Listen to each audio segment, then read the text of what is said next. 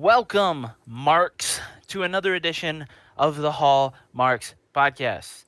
This is brought to you in part by the Ohio Guys Productions, powered by RealNerdCorp.com, live on twitch.tv/RealNerdCorp. Ladies and gentlemen, welcome to another edition of the Hallmarks podcast. My name is Alex Fisher. I am your lead mark. I'm your number one mark for the evening. Joining me, as always, is my trusty co-host, my side mark. Well, I can't really. My co-mark. I don't know. We'll figure it out. It's Your Chad Porto. your thought mark. Yeah. You know what? We'll just call you. We'll come up with a different title for you every week and just tag on Mark to the end of it. So we'll just call you the question mark. Oh, that's really good. Yeah, so every week, because we don't have a definitive mark title for you, we'll just call you the question mark, and it changes on a weekly basis. You're like a lame man's Riddler. You're the question mark. So, can I say we're getting the mark out of here? Like early 2000s WWE, like get the F out. We're mark, or more like Team Rocket. We're marking on out of here. Yeah, we'll find you a catchphrase. Yes. So if you guys don't know, if this is your first time tuning in to our Hallmarks podcast, basically this is a movie where Chad and I, a movie? Jesus. This is a podcast where Chad and I talk about our unabashed love for Hallmark movies, Hallmark original movies, and how just perfectly horrible they are, and also horribly perfect. So we take a movie, we review it, we watch it, and we're going to review it. Basically, we're looking for 6 things in this movie, the 6 hallmarks of a Hallmark movie, as Chad has so eloquently put it We have on the 6 now. website. Yeah, the 6 hallmarks. Not these aren't the 6 or the 5 categories. It's the 6 hallmarks. Every Hallmark movie should have at least a few of the following things: a cute kid or pet, a central non-house location. Somebody has to have an obnoxious job title. There needs to be a saintly father figure or best friend. Somebody has to have a dead parent or dead parents. And one character has to be coming out of a broken relationship. And then once we get through all of those categories, we go into the actual graded categories where we talk about the acting, the writing, the design, the appeal, and the enjoyability of the movie. And we grade those on a scale of 1 to 5. We take the average of that and we find the percentage for you. So that way you know whether to avoid this Hallmark movie or if it is a must-watch, must-see movie. So, Did I get all that right? maybe. I don't know. We don't do this show consistently enough for me to remember all the dumb shit I say about it. Yeah. True.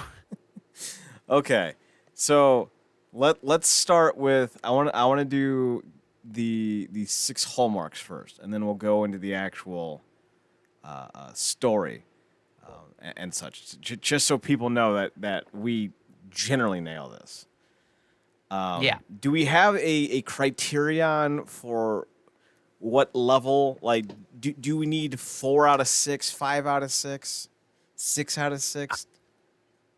I would say in order for this to be a Hallmark, a good Hallmark original movie, it has to at least meet half. So it has to have at least 3 out of the 6 things for it to hit the Hallmark formula. I think we got to hit at least 4, personally. Okay, that's fine. If you think we got to hit more, then that's fine. I mean, the whole point of these movies is that they generally are made and revolve around tropes. Yep. Okay. So, I mean, the more the merrier. So this one, in my opinion, hits 4, but could have hit a 5th. Here's the 4 it hit. Broken relationship on apparently 2 scales, on 2 levels. Though Yeah. the romantic one is more inferred, while the partnership is more implied. Yes. dead parents. Yes. Yep. A saintly father figure and or saintly best friend. We have two. Count Mhm. it. Obnoxious Yep. job title. We got that. We have a home and garden specialist who flips houses. I was gonna say, if you think being a house flipper is obnoxious in general, then don't watch this movie because that's what the movie's I about. swear to God, I think the characters were named Norm Abram and Bob Vila, because that's all they did. What romance? Here's the two that it did not qualify for, in my opinion. Obviously, no cute kid and or pet. Yes. Don't know why.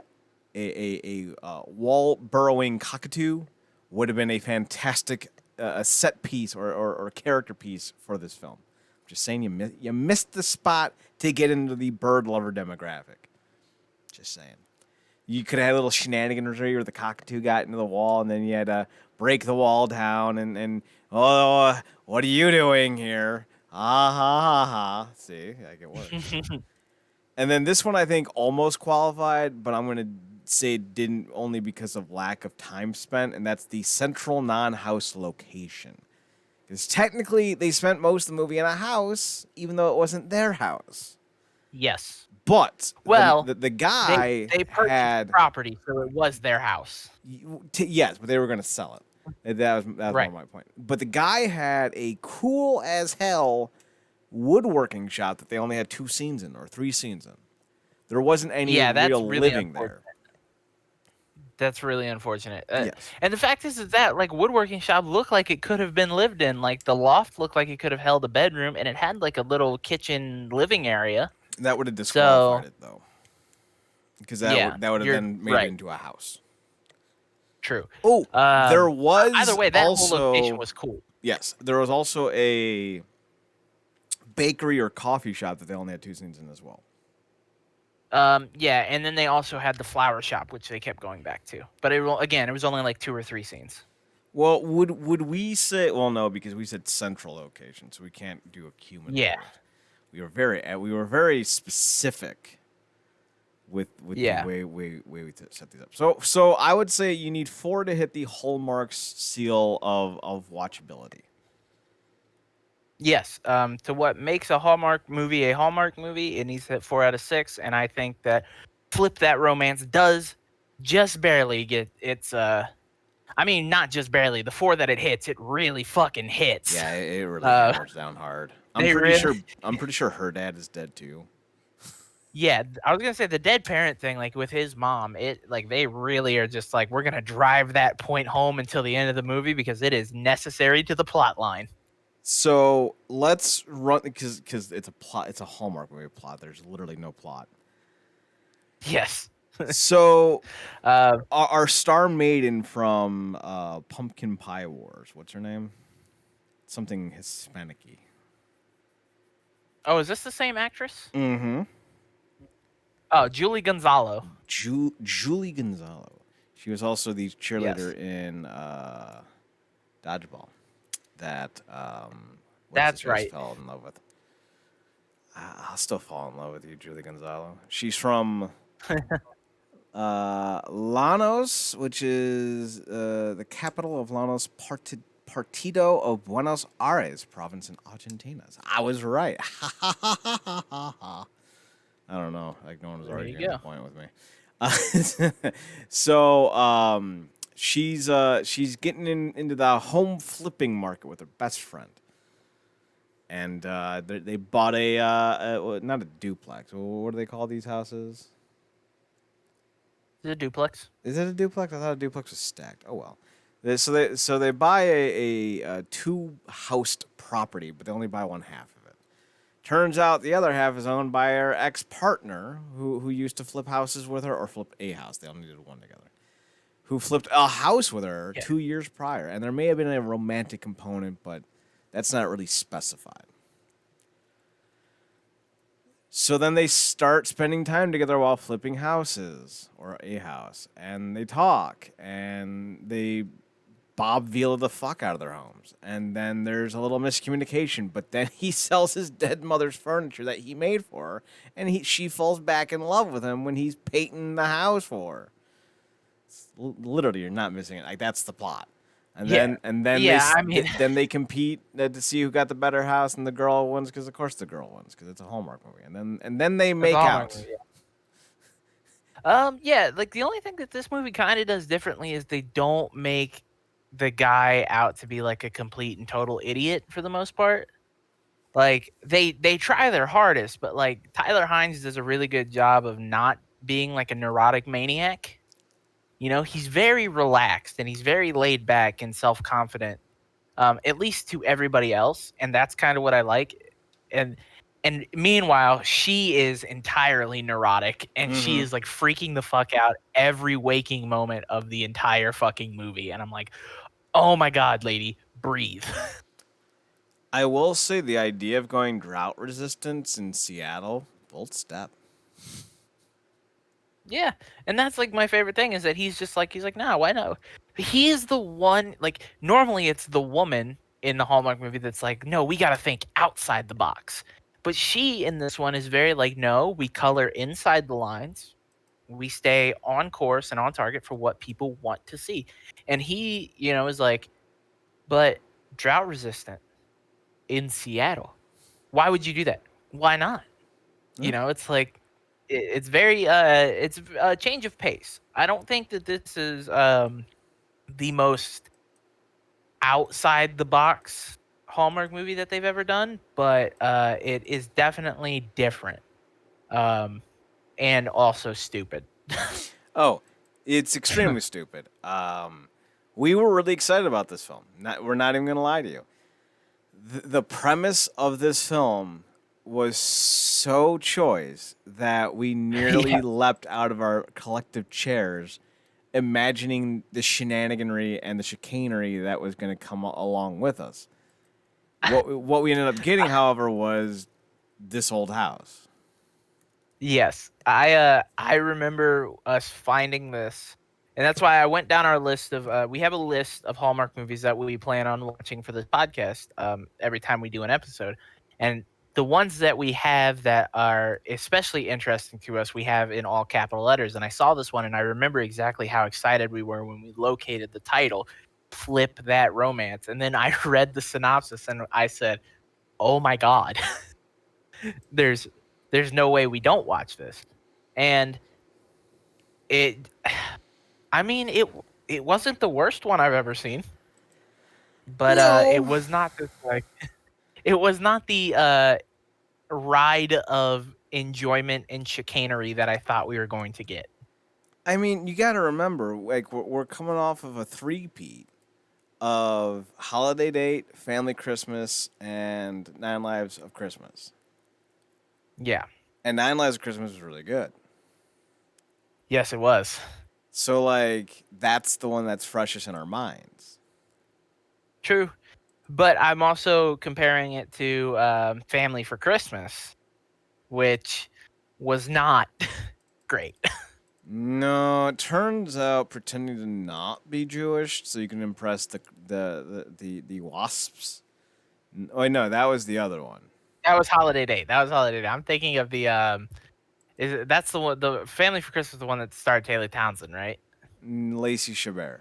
No, Lacey Chabert. That's what. Those two look alike, a lot alike. Taylor Townsend, I think, was Holiday Date. Taylor Townsend wasn't a Holiday Date. It was a blonde in Holiday Date. I'm pretty sure. Because we found out he was Jewish, and they all looked at him like he had just stepped into a household of Aryan Nation. 'Cause I'm pretty sure she was like blonde hair.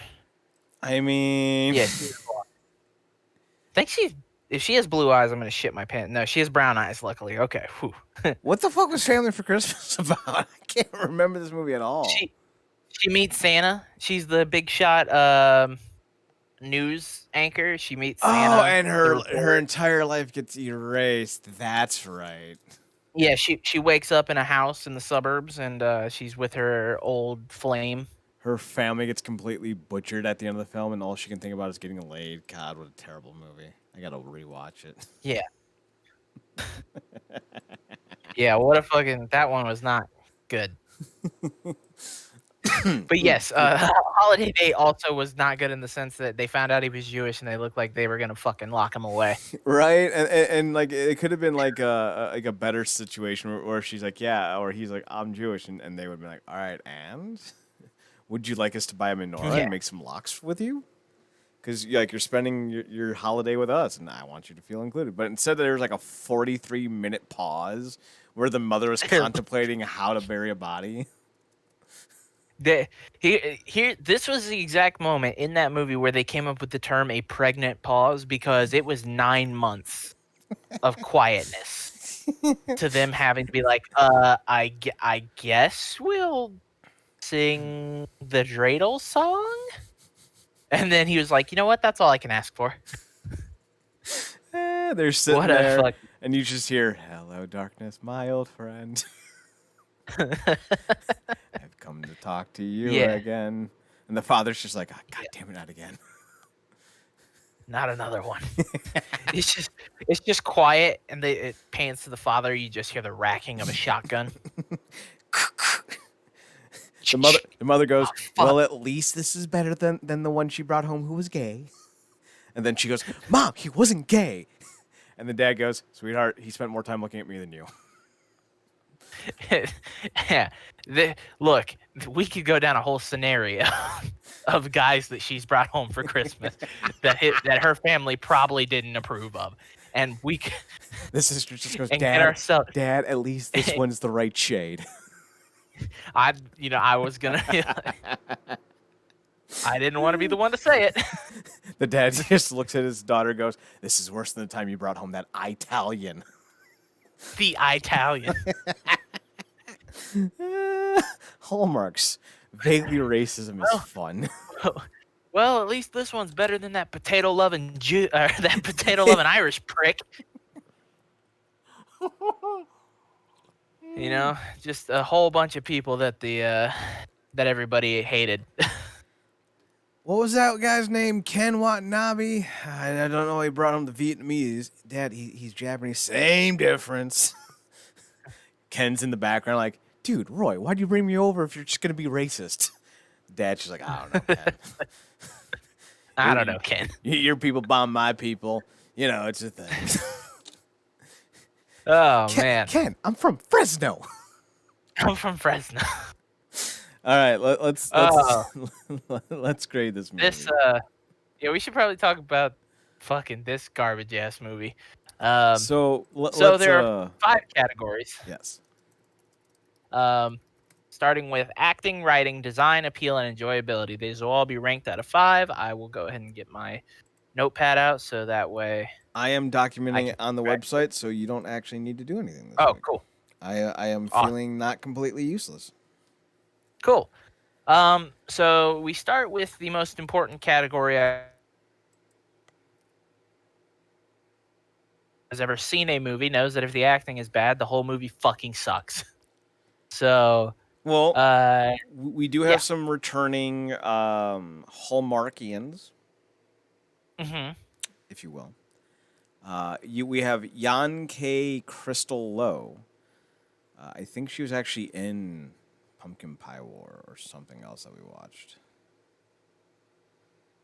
You'll have to look that one up yourself. And we also have Shannon Shan Kent, who I definitely know we saw in a more recent movie because I remember talking to you about all the feels I had for her.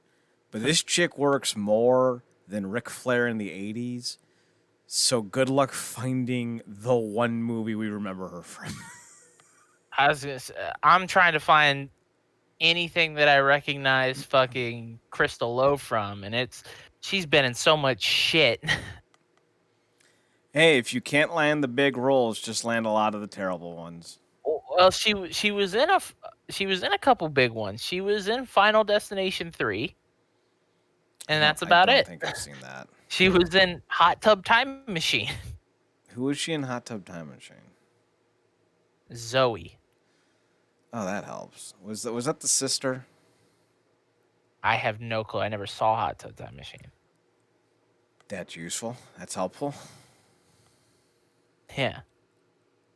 I want to You say know she was me. the sister of what's his face. That narrows it down. Or maybe she was the mom for something. I don't She remember. was in one episode of Supernatural. I actually remember that episode. She was an actress. I'm not being a dick. I Yeah. promise. She was an actress who was No, no, playing a ghost, yeah, and you're right. it was at a She, reenactment house, and Sam and Dean had help from two reenactors who were playing Sam and Dean, but it turns out they were gay. And Dean and Sam didn't know that until the end of the episode. He's like, "Wait, you guys are brothers and you're into each other?" And he's like, "Yeah, we fell in love at one of these reenactments." And Dean's just like, "Oh man, those shippers." yeah, she played the Letitia Gore actress. Yeah, look at that. See, I In remember shit. the 2009 episode, The Real Ghostbusters. She She was was also in 2 episodes of Psych. yes, it's different people. It's Eden and Daphne. I think Yeah, I see it. I think she was like some like as what was the other guy in Dumb and Dumber? Not I can remember. Not Jim Carrey. Not Jim Carrey. The other one. It's Jim. It's Um, George, Daryl, Steve, what the fuck is that actor's name? Bryce.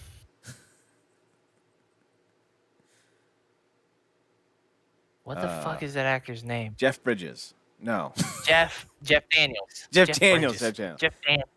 Jeff Daniels is in a show called The Newsroom, and it's hilarious.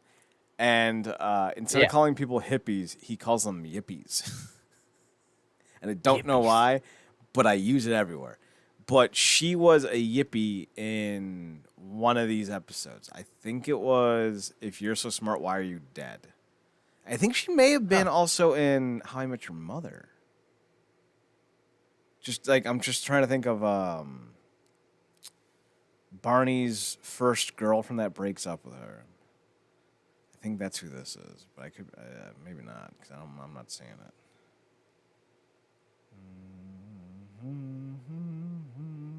No, I'm not seeing it. So maybe it wasn't her. All right, so Um, yeah, I absolutely adore Shannon Kent though. I don't know what she was in though. She was just in Shannon Chan something. Kent. Yeah, she was just in something. Oh, she was in Holiday Date. Was she? Yeah, Let's see if I can find who she played. Oh yeah, look at that. She was in Holiday Date. yeah, she was the best friend who had the Or husband. she was the. Yeah, I was gonna say she was the one that she ran into on the street. Was that it? No, no. Remember how they met at a party? Oh yes, Yeah, she was she the one who was the threw wife. the party. Yeah, she was the wife of the husband Yes. who was doing the party.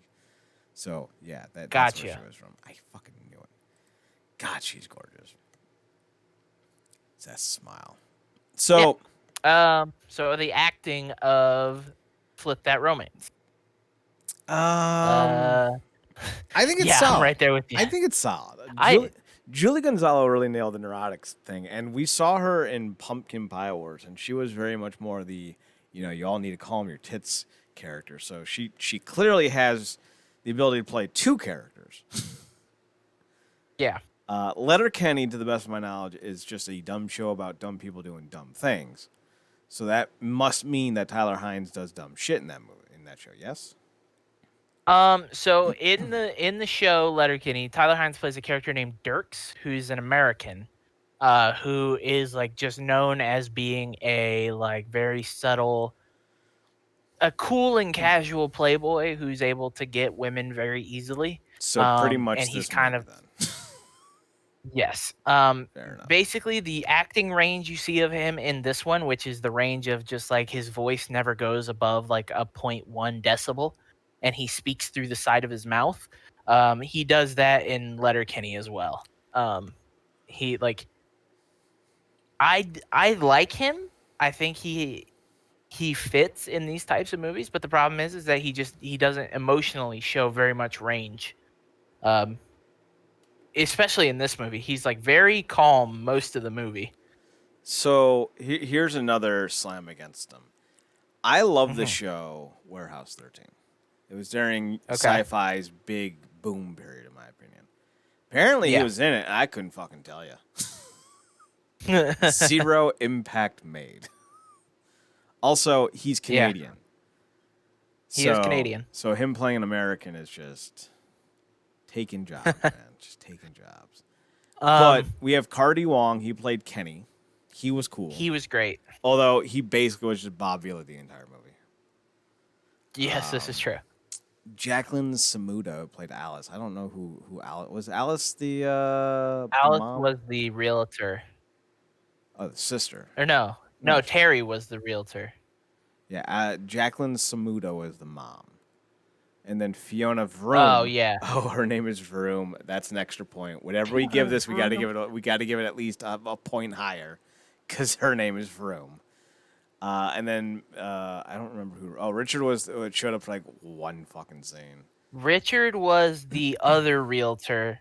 Yeah. Was Lance's realtor. The one that when Kenny handed off the permit, I was like, "Oh, this dude's gonna be a sleazeball. Watch." And then he turns out to not be a dickhead for the entire rest of the movie. Right. Yeah, like I was like, Uh, "Huh, they're gonna make this dude out to be a bad guy. Watch." And then he's just a cool dude the rest of the movie.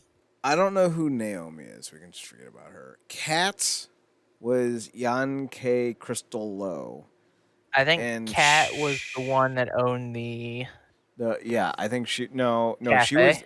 she was the reporter. I think Oh no no, no yeah shit. because Shannon Shan Kent was the cafe owner because he tells Okay, her yes, he's like Elise like that was like Elsie.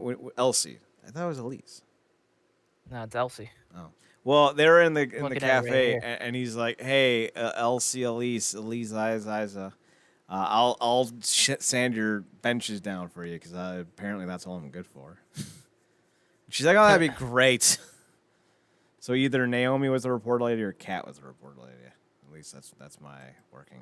Yeah. Uh, Then we have a man named Nathaniel Quigley. Don't know who he is. It's just like that last name, Quigley. Quigley. Quigley. What are you doing, Quigley? Quigley. Yeah, I don't know who Nathaniel Quigley is. I have no fucking clue. Yeah. Who half these people were. Anyways, when it comes to like the main crew, I think well. You said whatever we give because their name is Room. Whatever we give it, it has to be 1 point higher than what we were Correct. gonna give it. So I'll give it a 4. I think. So I was gonna give it a 3, which was middle of the road. Um, because I feel like Julie Julie Gonzalo really kind of carried this movie, Yes. and then Tyler Hines was there. Yes. His like non his inability to have emotions really kind of brought the product down a little bit,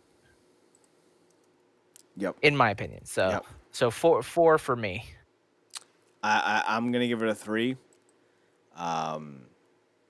I love me some Shannon Shan Kent, but let's be honest, you only got so much in you if you're pulling off a movie with 2 people. Because I agree, Yeah, Julie Gonzalo definitely carried this flick. yeah. Okay, Julie Shan Kent was the report lady. I was wrong. Okay. So that Cool. means I think Pauline Egan was I don't Probably a fucking know. friend. Oh no, Pauline Egan was the ex girlfriend who showed up for like one scene, and Oh then yes, Naomi was yes, the landscaper. yes, and Yes. then Jan K. Crystal Lowe was Kat, who was the owner of the place that they ate at Yes. and had coffee. There you go. All right, moving on. So all in all, we're gonna give an acting a 3.5. So we're off to Okay. a fine start. Yep. The Writing. writing.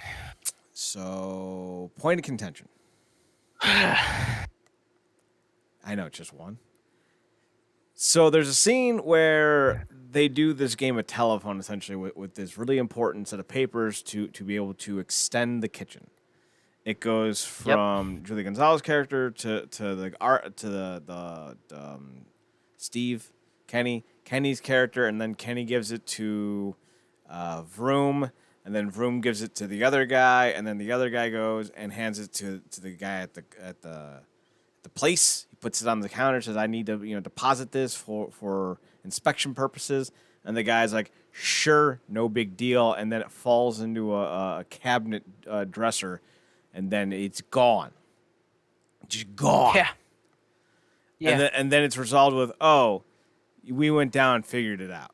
Literally the entire scene. That's how it was figured out. And I was like, holy shit, like this Yeah. was built up to be like the big get of the movie, the big hanging chad, if you will. Yeah. And there's the nothing. the two main issues of the movie are as follows: one, the game of telephone with the permit, and two, Lance Tyler Hines doesn't tell Jules, aka Julie Gonzalo, that he hired a painting team to paint the exterior of the house, and she gets real mad about it. Both are That's it. That's resolved it. in the same manner. They Yes, just get fixed. Literally that. they just get fixed. Yeah, it's no. There's no like. That's the biggest thing is like the points that we're looking for with the writing of like that in a Hallmark movie of the two main characters really have to sit down and hash things out. We never really get. We have the scene with them eating Chinese food by candlelight, sure. And we have the scene of them in the workshop eating fast food. These people love to fucking eat, apparently. Um, Eating Well, like the a diet generic is fast healthy. food. You know? Huh? A healthy diet is healthy. Yeah, no, you're right.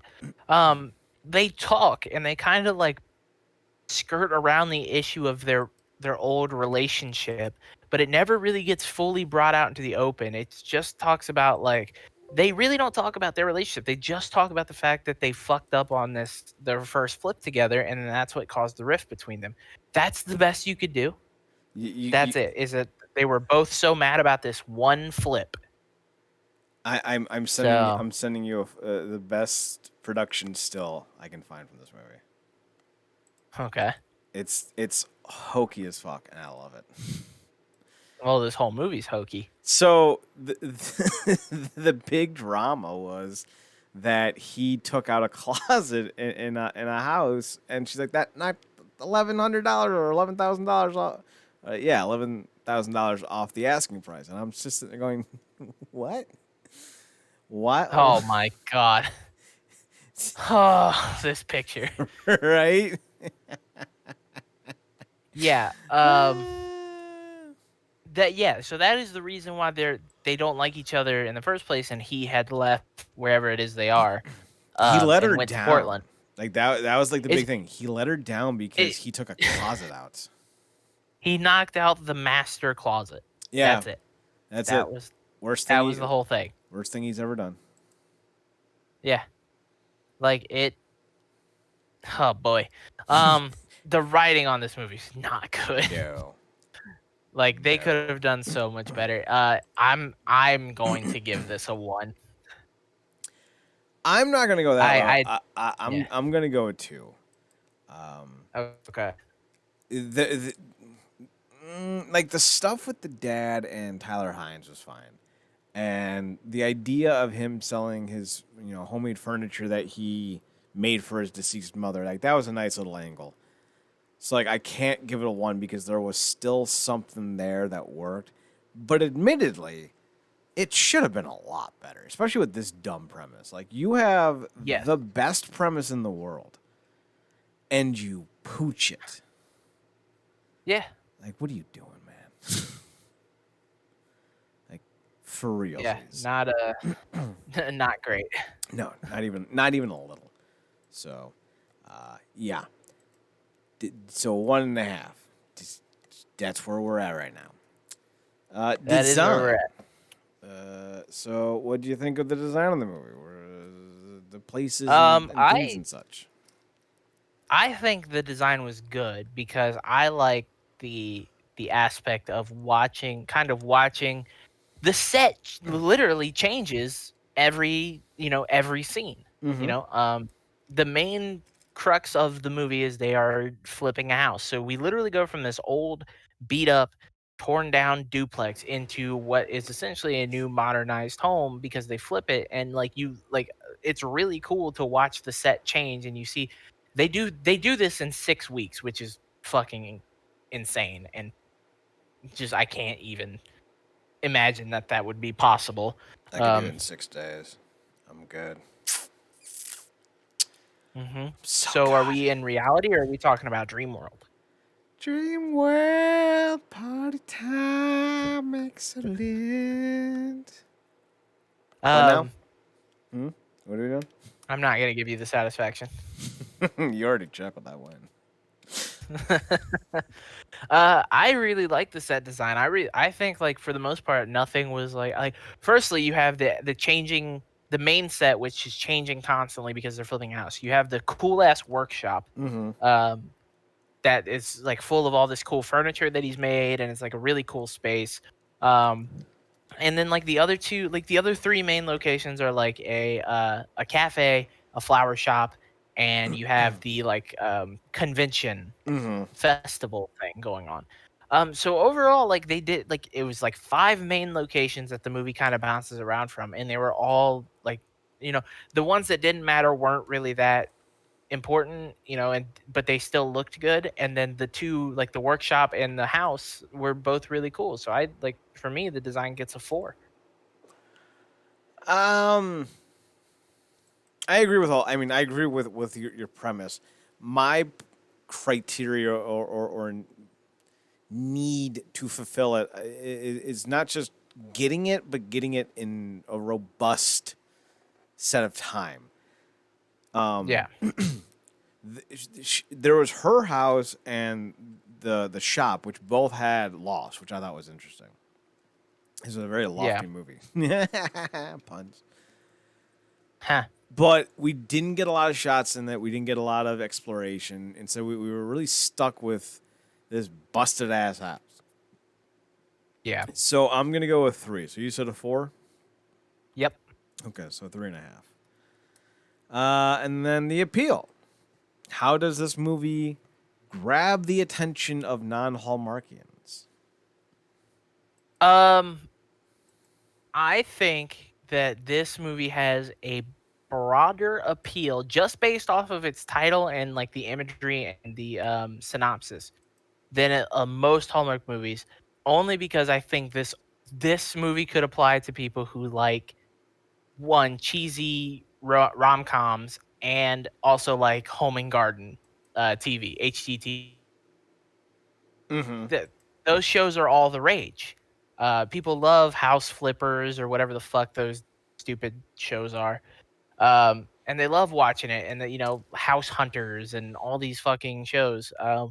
So I could see how it could have like a very wide appeal, but at the same time, it's like these I don't think anybody would see those, Julie Gonzalo and Tyler Hines and be like, I think I know those people. I'm gonna watch this. Like people might recognize Tyler Hines now that he's been on Letterkenny.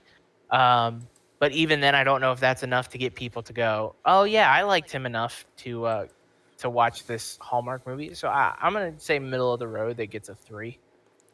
I don't think Letterkenny has the legs in the states that maybe you hope it does. I think it's still growing in the States, but it's not a like mainstream popular show. Like considering the fact that the only place to watch it in the States is on Hulu. Yeah. Also, kind of keep in mind we're coming off of movies with Brandon Routh. Right. So That's why like I think it's middle of the road, and not for Tyler Hines, but for the fact that people who like HTTV might like this movie. yeah, I think that that idea does float. But the big quote unquote star is Julie Gonzalo, and frankly, unless you're a Hallmarkian already, I don't think that's going to sell you. If you're a Hallmarkian, yeah, Julie Gonzalo is going to bring you in because you're already Yeah. watching. But this is not just for Hallmarkians; this is for non-Hallmarkians. I guess to give it a 2. So we're at 2.5 then, because you're at a 3. And that takes Yeah. us to enjoyability. How much did we enjoy this film? Um, well, it did not the hype that I had given it in my mind, it did not live up to what I had hoped it would have, but I also didn't hate every second of it. There are definitely Hallmark movies that you watch where you're like, it's just dragging on, and you're like, oh my god, for the love of fuck, get on with it.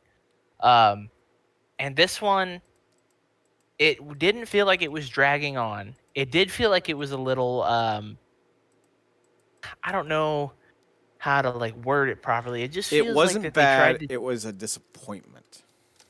Yes, and that's like the biggest problem. I think that I feel like they thought they were doing something daring Mm-hmm. with this movie, and they didn't.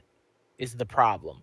Um, but like all in all, once again, I wasn't disappointed. Like I was disappointed that it didn't live up to my hype that I wanted it to, but at the same time, like I could if I had watched this movie without seeing it beforehand, I'd have gone, oh yeah, that wasn't bad. So it's 3. It's right in the middle. This is the first one I'm going to agree with you on. I agree. It wasn't bad. It wasn't great. I was disappointed because I was like, oh my God, Yeah. the shenanigans. And like, they started off so well with him busting through the wall. He's like, huh, I Yep. slipped. I was like, oh, this is going to be great. It's going to be the best movie ever. And then that was it. Well, like Like they yeah, tried, they set it up at the beginning. Yeah. Go ahead. they tried with the whole like, oh, I'm going to do, I'm gonna do the drought resistant, and like we tried so hard, but no, no, no. So like I think what they missed out on. So, firstly, is that you're right. Like they in the beginning, they set it up with like, oh, he's back in town. He's bidding on the same lot as her. They have an alleged history that we don't know about, and then he busts through the wall, and he's like, oh, well, I already had the other side, and I thought it wouldn't make sense not to have both sides. So like that's why I was bidding on it. Um, and I was like, and then he does the drought resistant thing, and I'm like, oh, what they can do with this movie, what I hoped that they were going to do was that they were going to have him continuously tell her that he's making these absolutely ridiculous decisions. And she's like, wow, his side of the house is going to look so stupid. You're stupid for trying that. I thought they were going to do like a reverse Hallmark thing where this time the girl is the one holding the guy back, from achieving his dreams and like not letting him think outside the box. But instead they were just like, nah, they're going to end up working together and they're going to make just a great duplex. Um, and it's like, man, if he had done all this ridiculous stuff and like she's like, that's gonna look stupid, you're gonna look stupid, and he was like, wait and see, bitch. And then his side of the house came out either A, ridiculously dumb, that would have been hilarious, or two, looking really cool. You'd have been like, ah, see, he told you. Um, this movie would have been way better. I just wanted more scenes of him doing shit that seems stupid, like for the sake of argument, maybe he's helping her with the attic, and then all of a sudden, like she's like measuring out the closet, and then all of a sudden he just falls through head first and just goes, "Hey," and then pulls himself back up. That's the scene. Yeah, Like that's what I there's not wanted. enough. Yeah, there's not enough of him falling through stuff.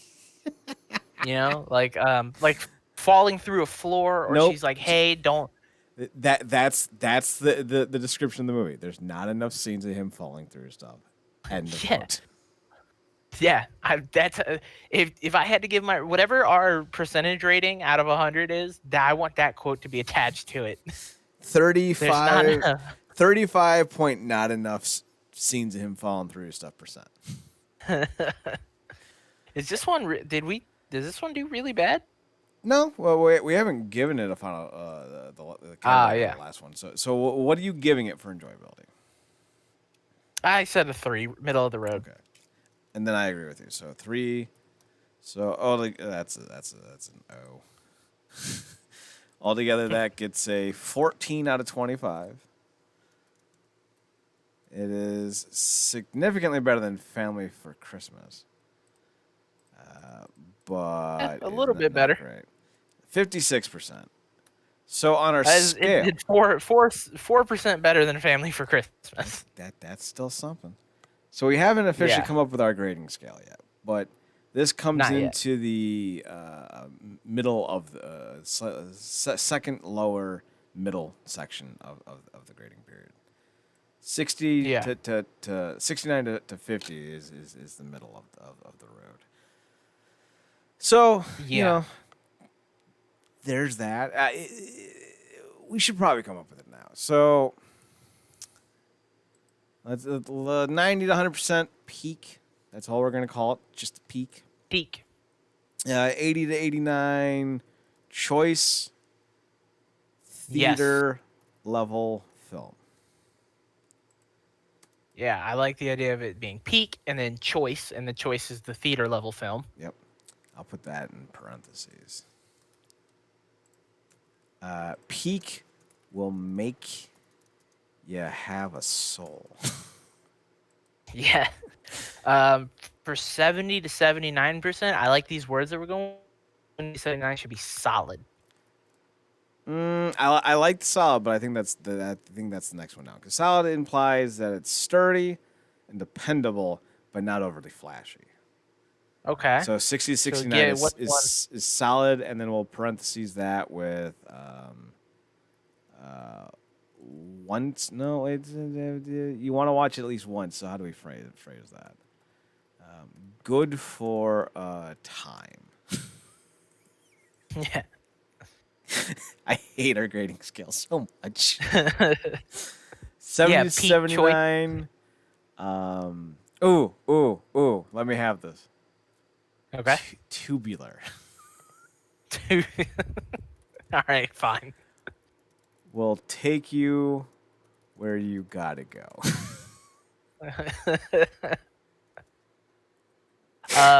50 to 59, Mm, middle.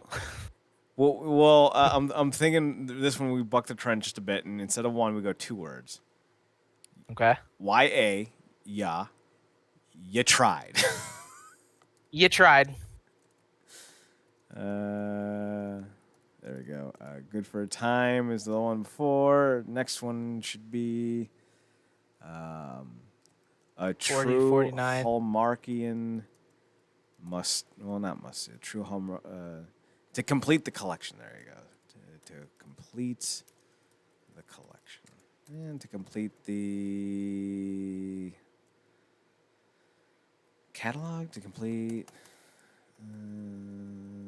No.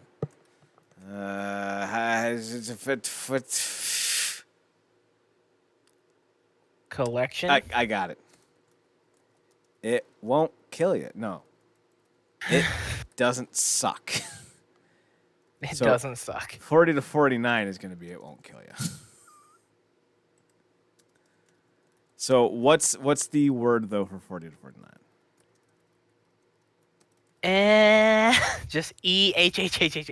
Eh. EHHH periods. Several. Yeah. Say was how was that Hallmark movie you watched? Ooh, then that means 30 to 39 just has to be nah. Yeah. 30 to 39 is not, and then 20 to 29 we go back to two words and it's just oh no. Oh no or no. Ugh. God no. No, just ugh. Ugh, no. All right, so non-Hallmark fans can skip. And then no. Do not watch this movie. No. No, parentheses, do it for the culture. Only if you're insane like us. That's what it means, do it for the culture. Yeah. You're only going to do this as if you're a true Hallmark fanatic. If Yup. you are a true Hallmark. Yep. If you're trying to complete the collection, there it is. So we've officially named it. There we go. Our grading scale has been named. There we are. So basically, anything from 50 to 69, it'll get you where you gotta go. Well, technically not. That's 79.